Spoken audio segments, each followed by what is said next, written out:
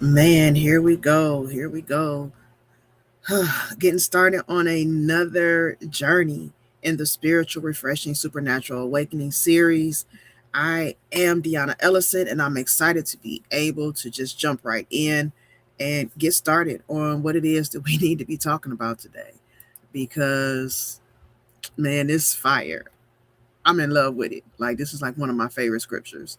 Uh, and as we get started, today we're talking about reestablishing reestablishing order. Last week, we jumped right into recognizing the void. That when we recognize the chaos, the void, it seems like things are in a empty space, that it is a perfect canvas for God to begin to create, for God to begin to speak a word, to move in creativity, ingenuity concerning our circumstances. So that's the first thing that we talked about on last week. As we jump in on this week, we're going to take just a little bit of a turn, and we're going to actually, we're not going to turn, we're going to keep going straight, and we're just going to expand out on where we are, and we're going to talk about reestablishing order. We're going to be in Ezekiel 36 verses 1 through 20, and we're going to really just dive in to what it really means.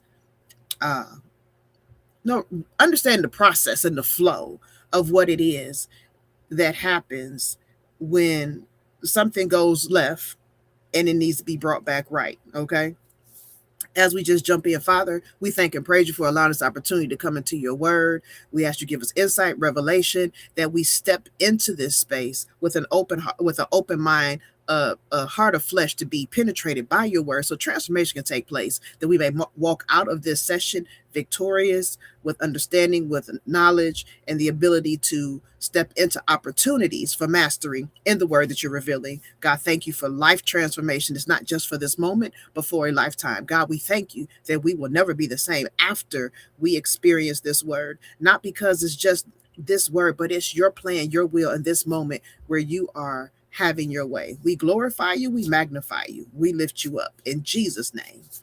All right, here we go. So as we just begin, we jump in. We're going to go back a little bit to Genesis 1 because we want to just understand the order. All right. God always establishes order before he establishes occupancy. From the garden to the mountains to the wilderness to Calvary, God always established order before he establishes occupancy. There's always a sequence of events and a purpose. Everything is deliberate in divine order.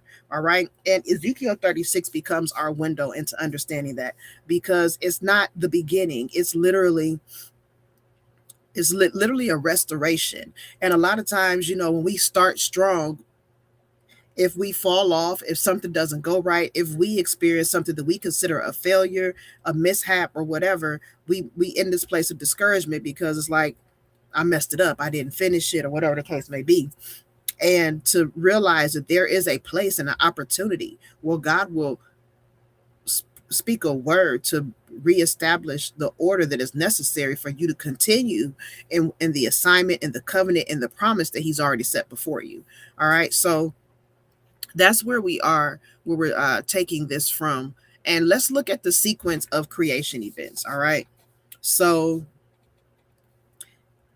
creation took a path of 7 days. Day one was light, separation of light and darkness, and it was to set the environment. It was illumination for life. Day two was sky, separation of waters. It was atmosphere, had to have a breathable space that could be contained. Day three was dry land, seed, vegetation, and seed bearing plants. It was the foundation for food supply, which was life sustaining. Day four was the sun, moon, and stars. This was a governing system that gave us times and seasons. Okay. And then day five was birds and sea creatures. So now population of populating the created environment. Day six was land animals. All right. And then man. So the crown of creation enters a prepared world. There's illumination, there's breathable space, there's food supply, there's water supply, there's times, there's seasons. All these governing systems and all of these necessary things are put in place and perfected in order before man is even created. All right. And then on the creative act, okay, Man was the last creative act, and it's not because he was least important, but because he was most important. You don't put the king in the palace before the palace is built. Okay. God prepared everything man would need before man would need it. He was well aware of what was going to, he knew the reason of why everything was placed the way it was placed, everything that was made accessible. He knew why the garden was important. All these things were before him, were relevant, and he was ready. Okay. When God said, let us make man in our image, God was ready because everything else was prepared. All right. So in Genesis 2, 8 through 15, when God placed Adam in the garden, it was, again, everything was established. It was a garden that was already planted. Man didn't plant it. He was placed in it. It was rivers. There were 4 rivers that flowed out, and boundaries. It was irrigation, and geography was already set in place. There was gold and onyx stone in the land. So wealth was already there as resources were pre-positioned for man to have access to.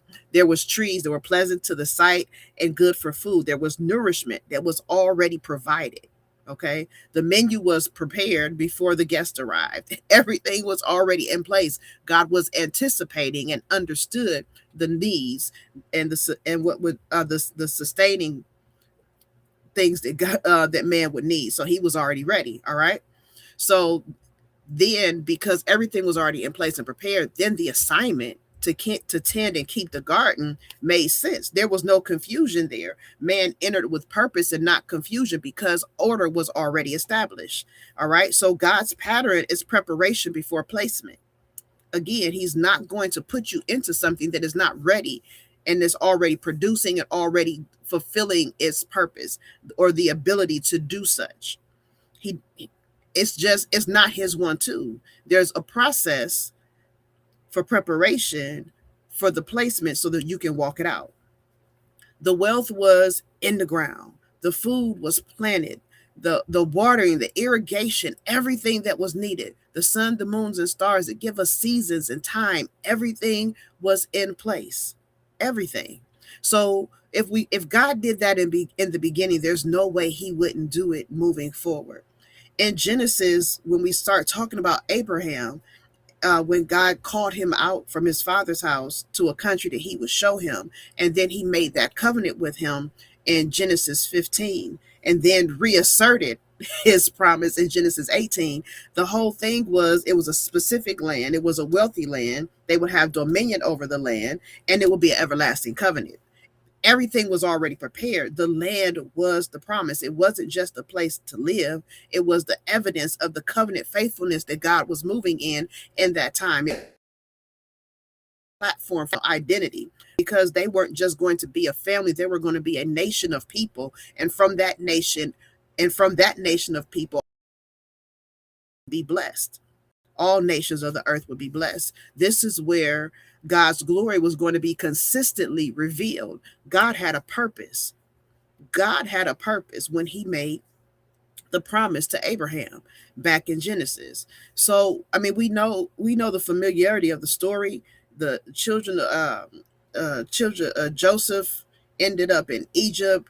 Jacob moved his family there. They ended up in slavery after Joseph died. All these years passed. Moses came. Moses got them to the promised land. Boom, bam. He dies. Joshua actually gets them across the Jordan. And now they're inhabiting the land. The thing that God promised in Genesis was now manifested in the book of Joshua.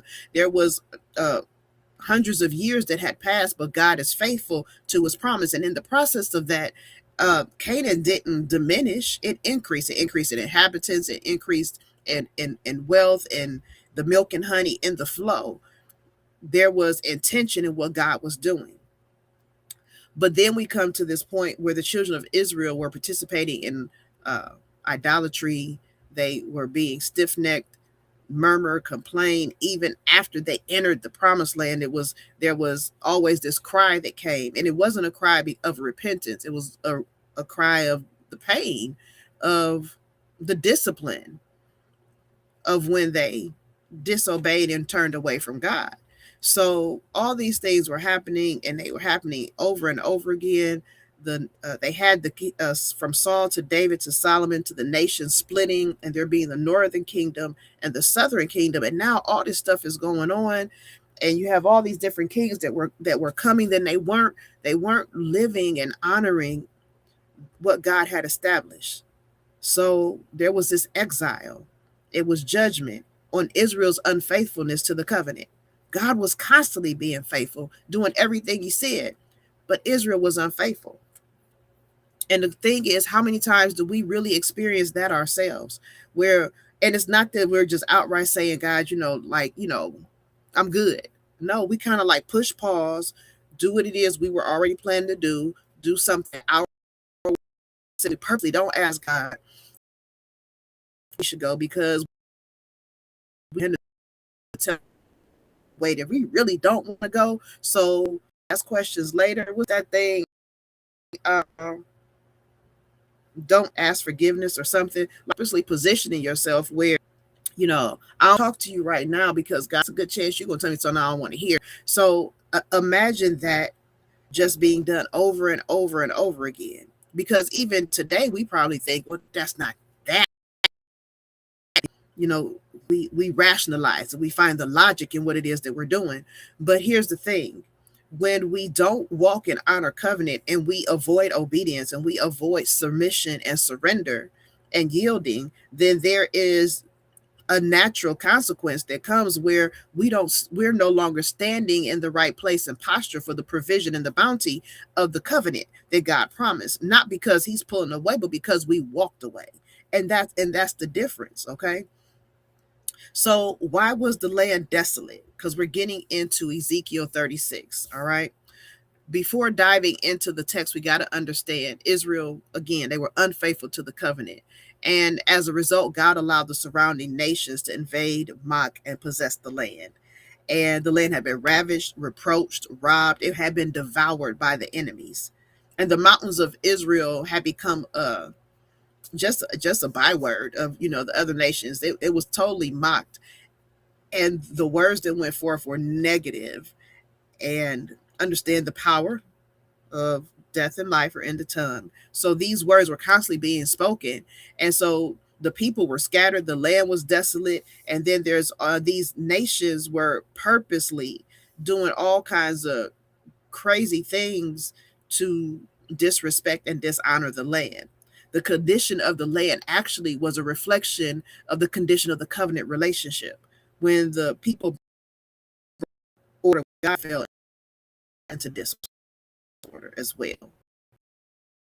All right. The land experienced, the land and the were covenantly connected. There's no way that the end of the exile could come and the children of Israel return to Israel and the land be out of order, because what we saw in creation, God puts everything in place before every preparation, before placement. Everything was going to be in order before placement of the people. No different now. The children of Israel, their exile time was coming up. And so God sent Ezekiel and told him to prophesy. And I love this so much.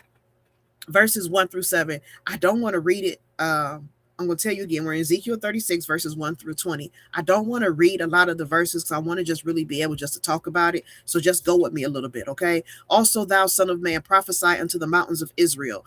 And that's where it starts. It literally starts where God's telling him, prophesy to the land. And this is astonishing because God doesn't start with the people. He doesn't look at the repentance that's needed. He doesn't look at, bringing up the children of Israel, their unfaithfulness, anything. He starts with the mountains. He starts with the land itself. Why? Because God is a God of order and a God of restoration. There's even an order to restoration. The place is prepared before the people return. God was setting everything back in order so that the land would be what the covenant promised, a land of milk and honey. Guess what? When we find ourselves operating outside of what it is that God has called us to, and we realign, or we get to the other side of a detour, or whatever happens that gets us off track, to get us back right, God already prepares the place before we get there. before we get there. Sometimes we're returning to jobs after sickness. Sometimes we're making lateral moves, and before we even get there, God is making sure everything is in order, like a relocation. So we're going to be doing the same thing, just in a different place. There's so many. Sometimes we, as if it were, we take a break. Sometimes we backslide. Sometimes we just completely pause. We just don't have it in us. And what it is that when we come to ourselves and realize, God, I'm going to yield, I'm going to surrender, I'm going to trust you for this next move. I'm really going to trust you for this next move. Then what ends up happening is God gets everything ready.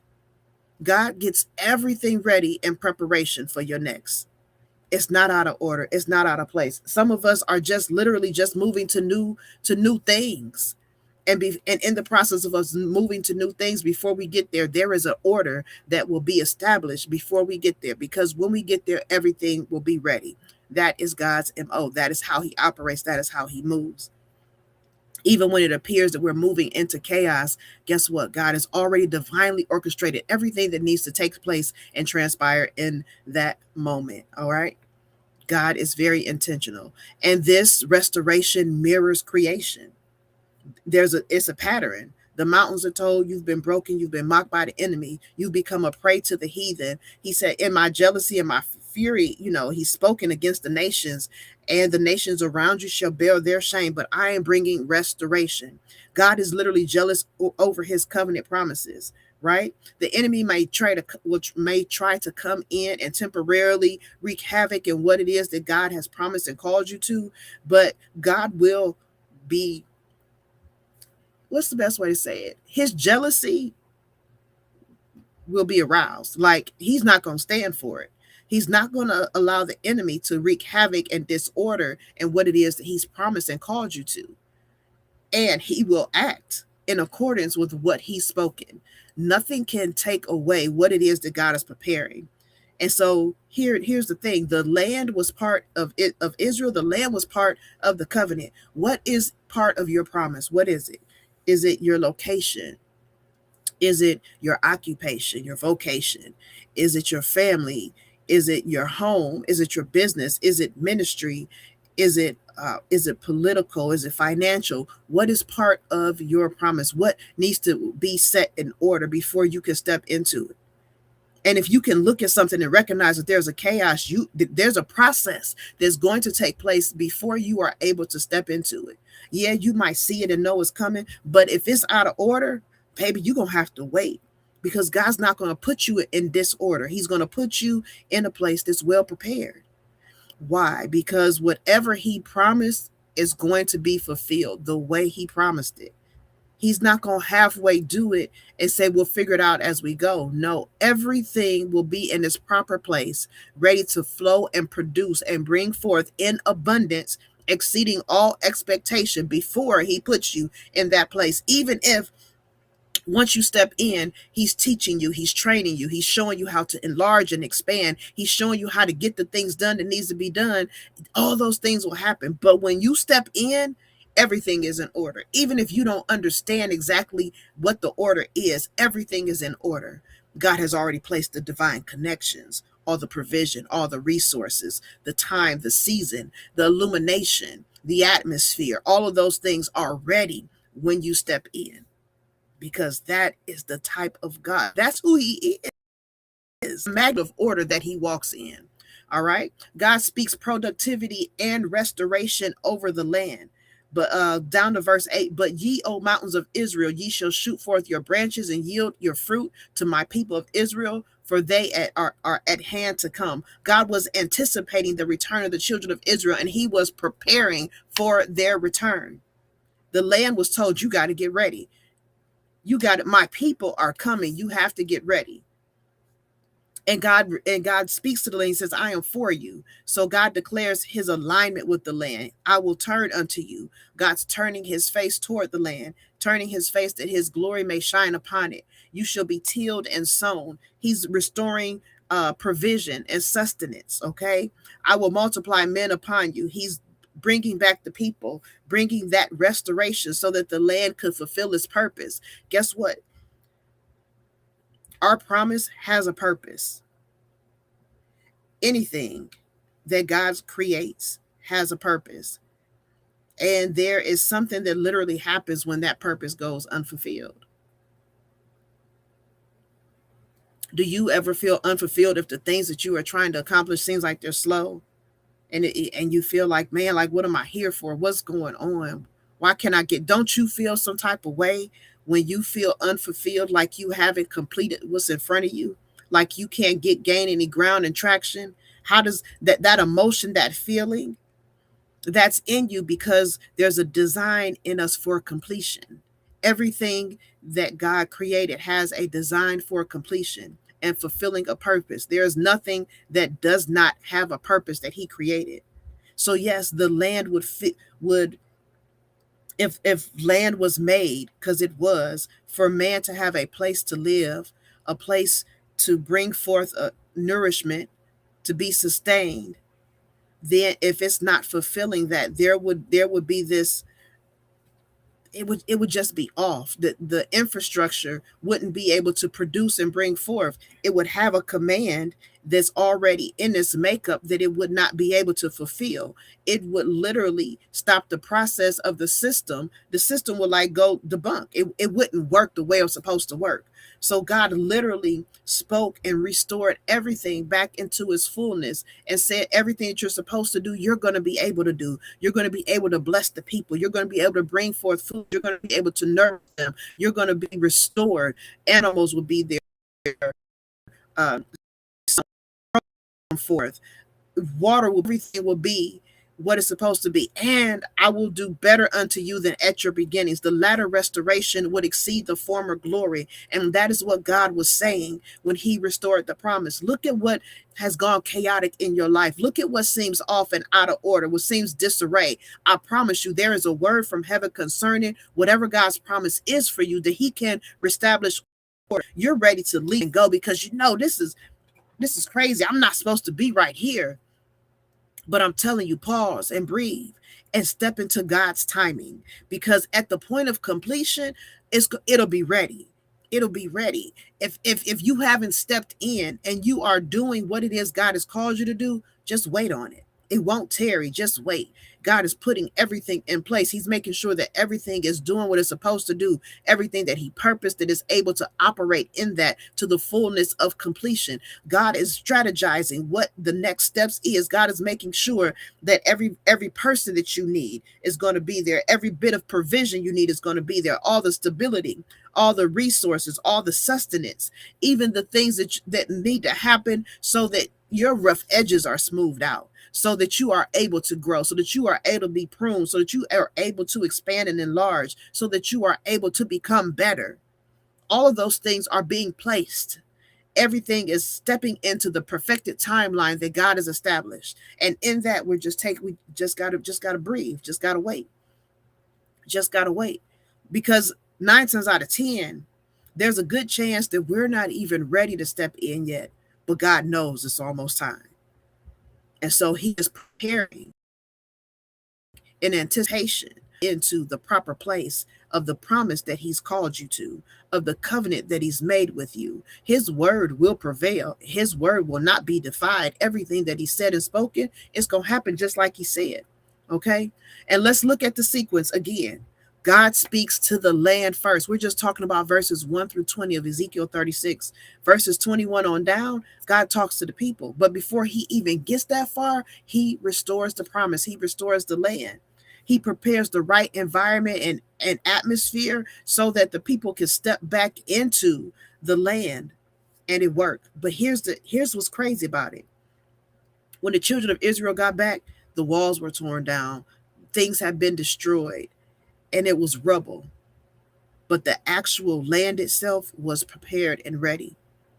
God didn't take them from exile back, because there was a consequence. There was a sequence of events that took place. And God said, you're going to still have to build. You're going to rebuild. You're going to honor and move in a way that you recognize what you have. There were things that were prepared for you that you took advantage of, that you didn't honor. You didn't honor what was already established. You didn't honor the order that was already there. So yes, they came in and they had to rebuild.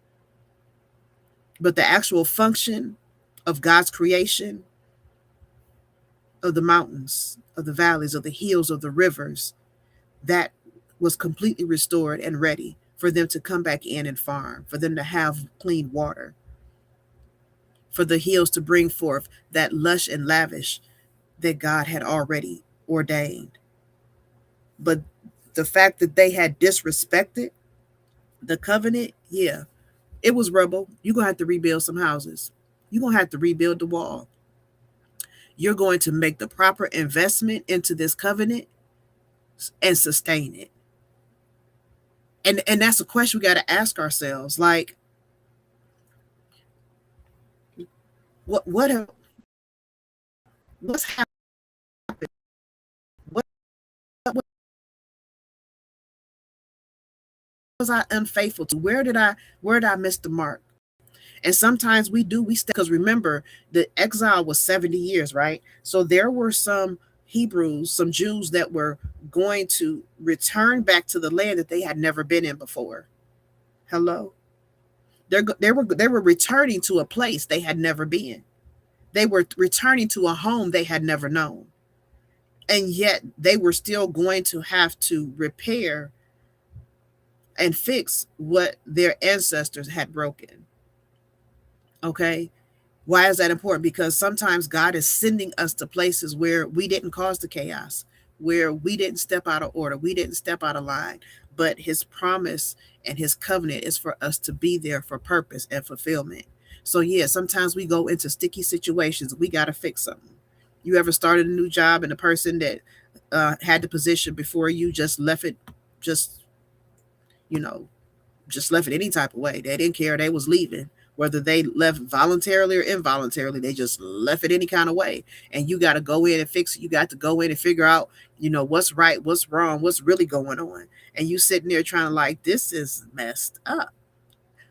I didn't even do this. But yes, but this is your job and your assignment. So in order for you to keep moving forward, you need to fix everything you need is here. You have access to all the tech. You might, yeah, you're working straight and some to your flow. But yeah, yeah, we understand that you didn't mess this up, but can you fix it, and moving forward, just keep it working right. Okay. So the children of Israel, there were definitely children that were born in the exile that were returning to a home they never knew. They were returning to a place that they had never been in before. So everything that took place at the time of the captivity, they were completely ignorant to it. They may have heard stories, but they didn't participate in it. But yet it was time to rebuild, and they were part of the process. Okay. So the enemies that came in had given the land a negative identity, a reputation of destruction. All right. What's happened in your life where now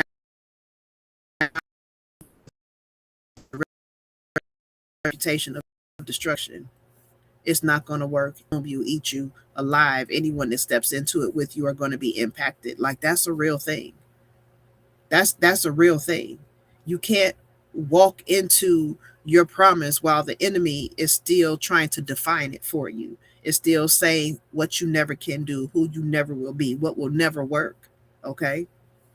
So yes, God comes in and he speaks a word and he puts everything back in order. God first addresses the reproach and he removes it, because he knows that the negativity that you can't operate at your full capacity in the midst of that negativity. Okay. So let's just real quick understand why the disorder happened. Let's examine it. All right.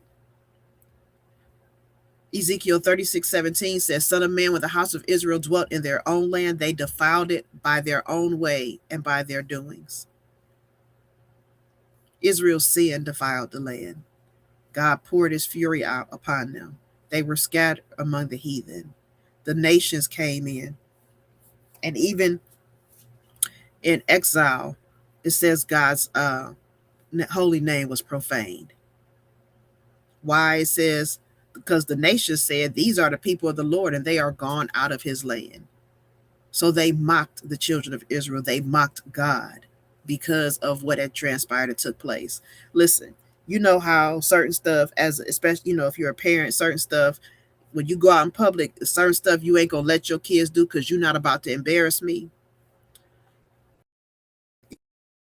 When I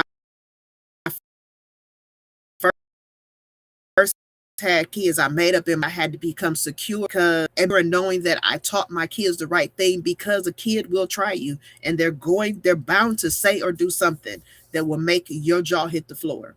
So I made up in my mind that I would not be embarrassed, not because I wasn't, I was trying to control what they were doing, but no matter what they did, it would not bring them embarrassment. That, that he does, it's not going to be an embarrassment to me. No matter what happened with my business partners in ministry, I'm not going to be embarrassed, because if I've done the right thing, if I've been faithful and committed, what I'm embarrassed for? I ain't did nothing. And it was just something that I had to stand in, because there was no way around it, right? When Israel did what they did, he wasn't embarrassed. No, he was going to deal with the situation. And that's what we do as parents. When kids try to show their tail and act out in public, oh, I'm going to get you together and we're going to keep it moving. I'm not embarrassed, but I'm still going to teach and discipline my child was proper. I'm not just going to let them run amok and keep going until they position themselves to hurt themselves. No, I'm going to put it in order. God's no different. The children of Israel off the rails completely. And God said, oh, no, I got it. He wasn't hiding from it. He was dealing with it. He was handling it. And he gave them opportunity to correct their behavior, to align with the covenant, to stand in agreement with his holiness, to be faithful. They chose not to. Okay, then this is a consequence of that. Okay. Israel's displacement wasn't random, it was covenant violation. But even in exile, it literally still became a matter of God's names. The nations mocked not just Israel, but God. And that's why God had to restore his name, not just the people's comfort. Because he still was God. He still was going to operate in who he was. Because God wasn't just trying to be God to the children of Israel. He was using them as priests to the nations. He called them out and made them special for a purpose, so that the whole world would know, the whole earth would know him as God. So yeah, he was going to put it back in order. Okay. All right. So let's just look at the significance of reestablishing order and we'll be done for today. All right. So why must order come before occupancy? All right. Order protects the promise.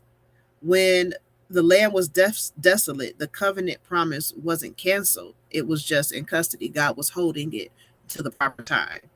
And God does the same. Chaos doesn't cancel the covenant. All right. The mountains were still the mountains of Israel, even when Israel wasn't there.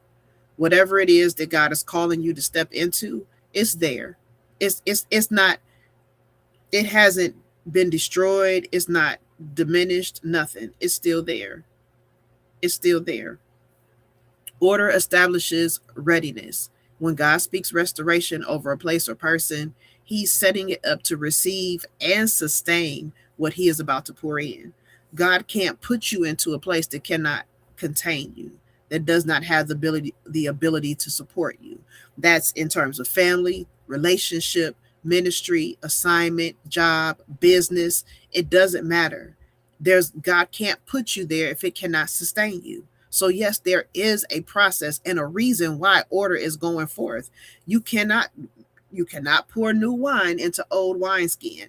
If everything has been through the ringer and is all messed up and broke down and debilitated, God's going to bring a level of order to that thing so that when you arrive, it can sustain you. Okay. It has to be ready, number one, to receive you. And then once you get there, it has to be able to sustain you. Sometimes God is not withholding the blessing, He's establishing the order so that the blessing can remain. And we got to trust Him in that. We can't get doubtful. We can't complain. We can't act as if He's turned His back, or that He's not faithful. Excuse me. God is faithful completely, forever and always. All right. Order also demonstrates sovereignty. Why is that important? Restoring the land before restoring the people, God really made it clear that it was His doing and not man's engineering. There's nothing that we could do to establish our own promise. Okay, there's nothing that we can do to set it up and make it work. I love it in Deuteronomy 8 where it says we get told the children is you get into those places, you get all comfortable, and then you look in and you look around and see all the good stuff and be like, man, like I really did that thing. And Moses told the children of Israel, don't do that, because it is the Lord your God that gives you the power to get wealth. For you to get to this place where you're living in a place of ease, where everything is just beautiful and you're living in the abundance. It wasn't anything you did. So what? You planted the next season's crop. So what? You built a new house on the land. So what? This, what you stepped into, was already ready and prepared. You're just maintaining what God has already given you, and he already ordered it to sustain you so that the work would actually work. So we can't get to this cocky place where we think that we've done something grand or good. No, God, it was His doing, not our own engineering. And it was perfected by His hand, by His word, not by anything that we can do. Okay. Nobody else can say that the land was recovered by human effort. God spoke to the mountains directly. The restoration was unmistakably divine. Unmistakably. A military strategy, a lot that was used, was to burn things with so that the land could not produce, so that even if you were defeated and tried to go back and just rebuild, that it would be almost impossible for a long time, because of the chaos that was wreaked on the land intentionally to destroy it, to burn it with fire, to make it sure to ruin the water supply, to stop up wells, to make sure there was no way for you to step into wealth. The enemy literally came to destroy wealth. And again, wealth isn't about money. Money is insignificant, because if there's nothing to purchase, money can't buy you nothing. So wealth is anything that sustains you. So you really do snatch somebody's wealth if you take away their food, their lodging, their water supply, because those are the things they need, to be sustained in their body. And then if you uh, short circuit their creativity, their ingenuity, when the works of their hands to go forth, those are the things that help us to move in the invisible, intangible things that bring results to us.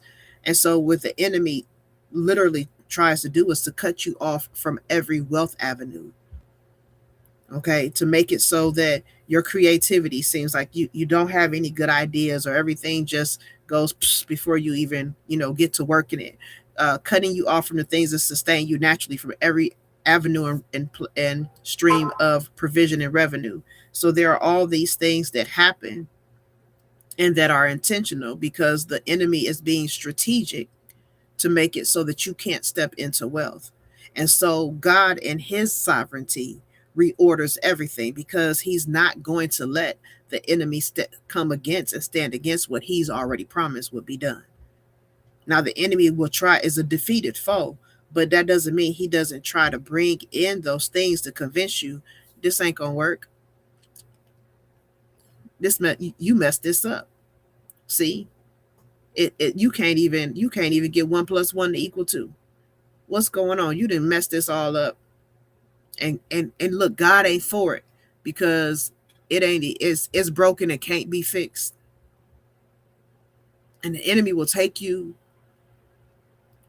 so far out of your hookup, just because he knows if he can keep your attention diverted from the process that God is moving in, that you'll completely miss it, that you won't trust it, you won't believe it. All right. But here's the thing: order silences the enemy. You hear me? Order silences the enemy. Before Israel returned to the land, God had already declared that the taunts of the enemy were finished. The false narratives were canceled. The reproach was removed. The enemy doesn't get to speak over restored covenant. Enemy doesn't get to do it.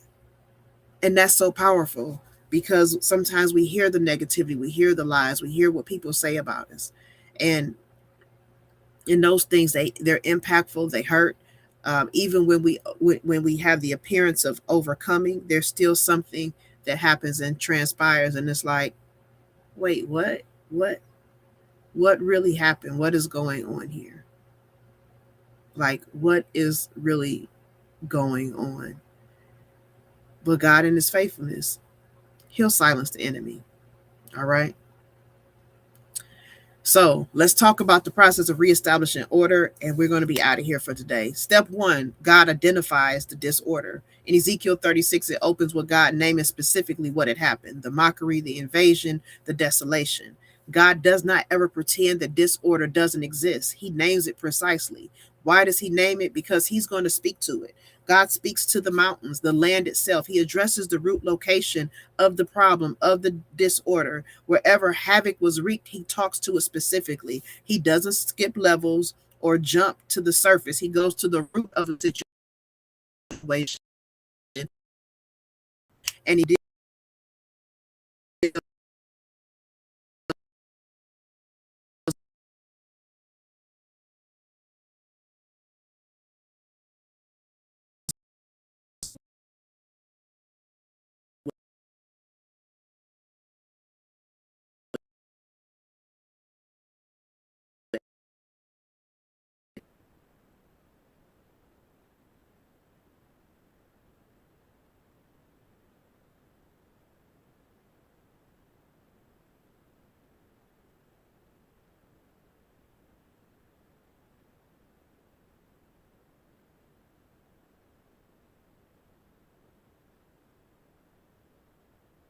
are nullified. The curse over the land is broken.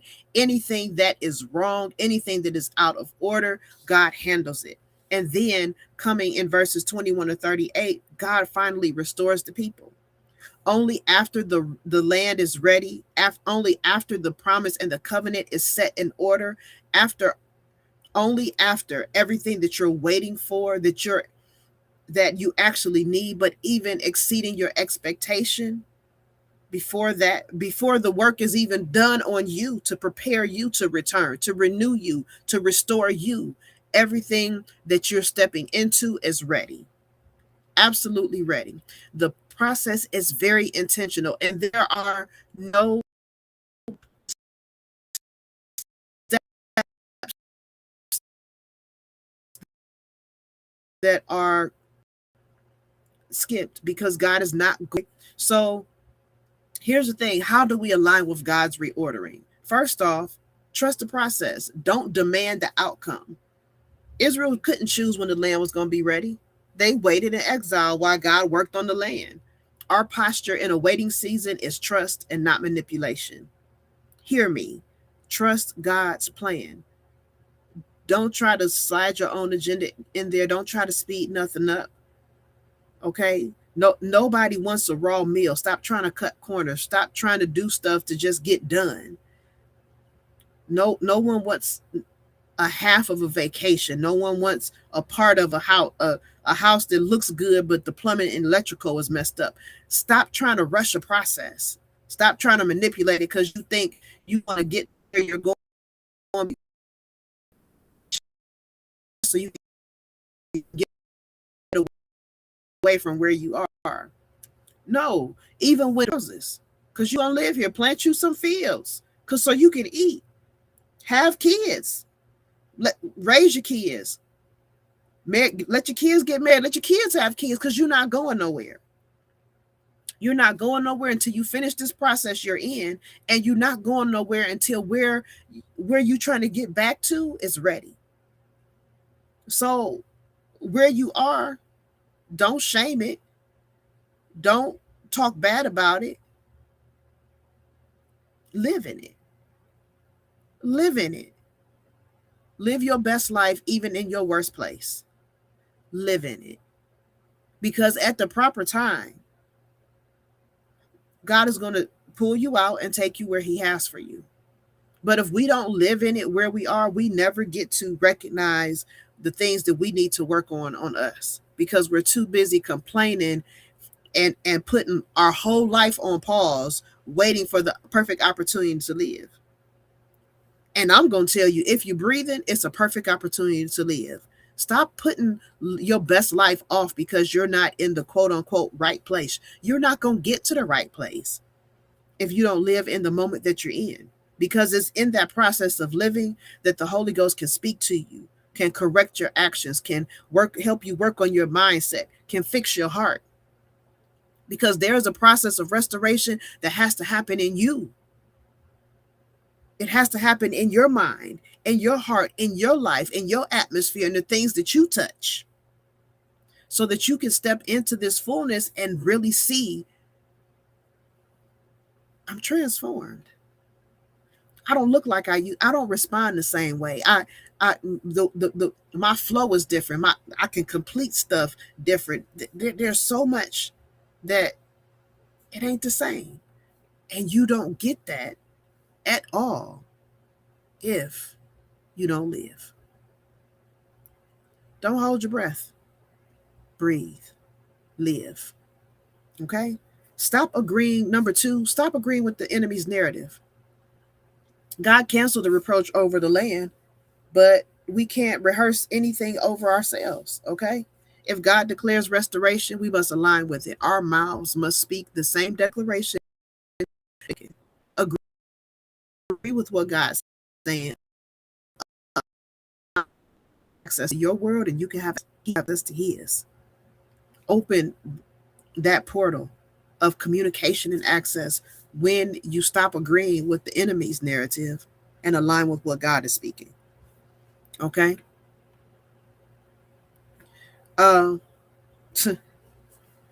Begin to speak.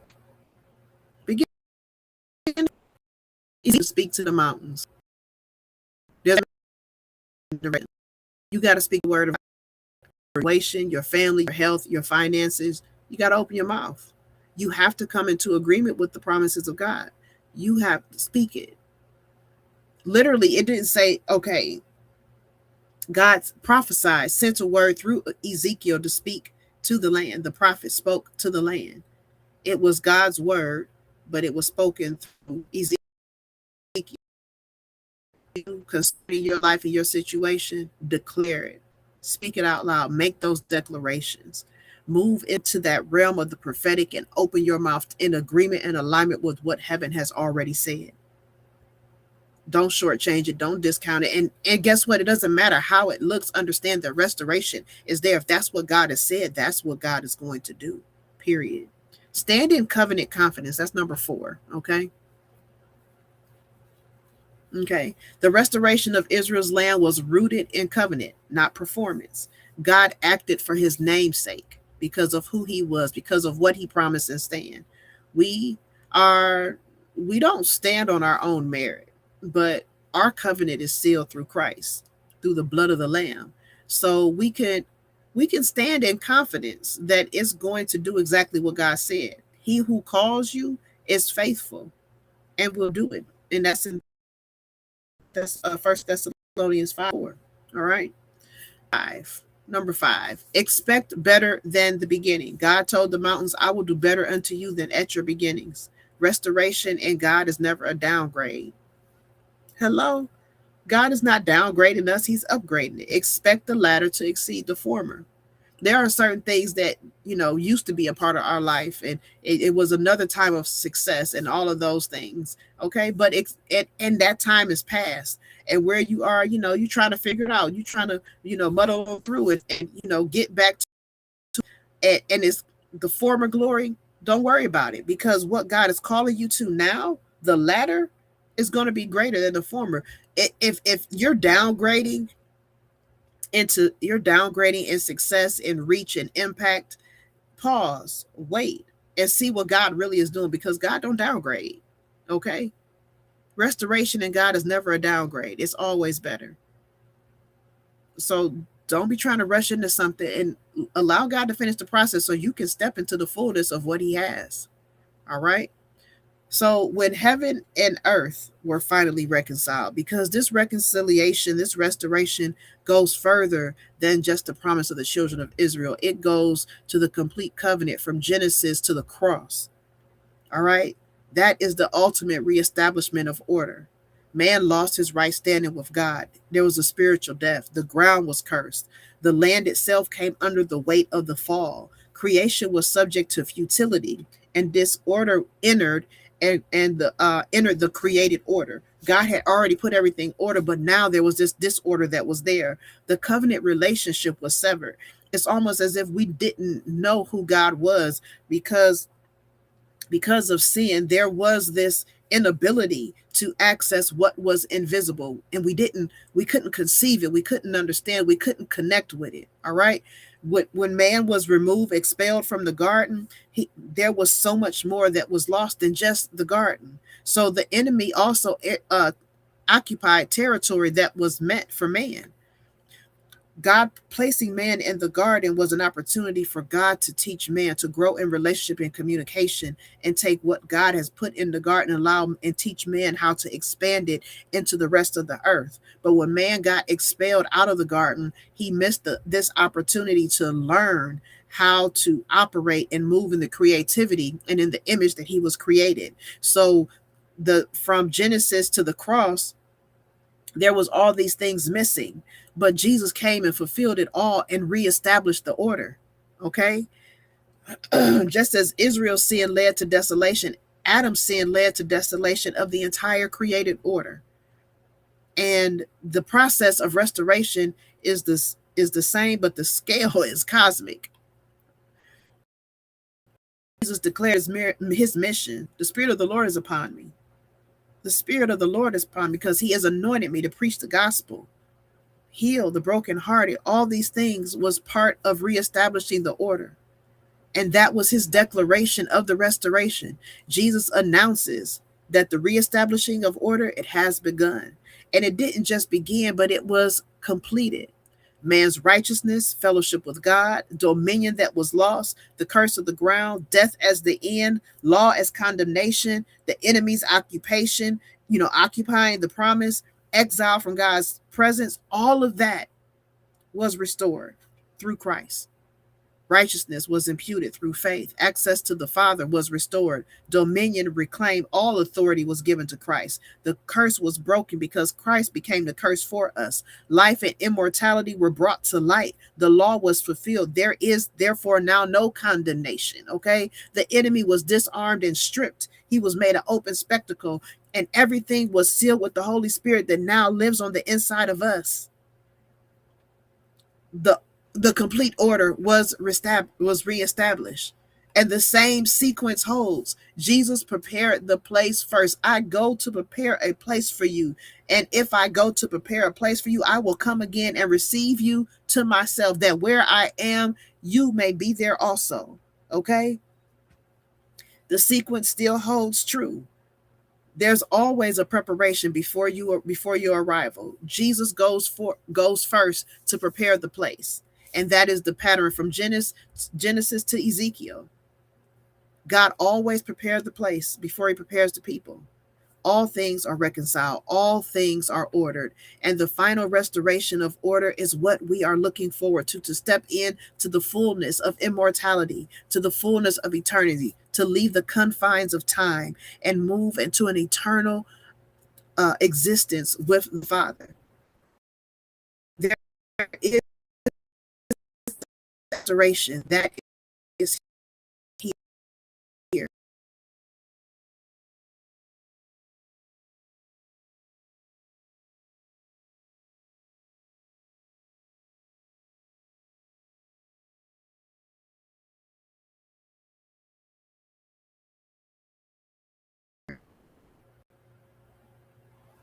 So we can move in the fullness of what it is that God has said, in confidence of knowing that there's nothing that the enemy can do to sideline what Christ has completed. There's a word for you, for your situation, for where you are. There's a process that is taking place, and there's a preparation that has already begun. And when it's finished, you know how you're gonna know it's finished? Because God's gonna start working on your heart. We'll talk about that next week. Next Thursday, join me here again. We're gonna talk about it next week. He's gonna start working on your heart, working on your mind, the things that you do, setting a new order, a new discipline to how you move in your life so that you can be able to sustain what has been restored. I am Deonna Ellison. Thank you for joining me as we're on this journey of spiritual refreshing, supernatural awakening.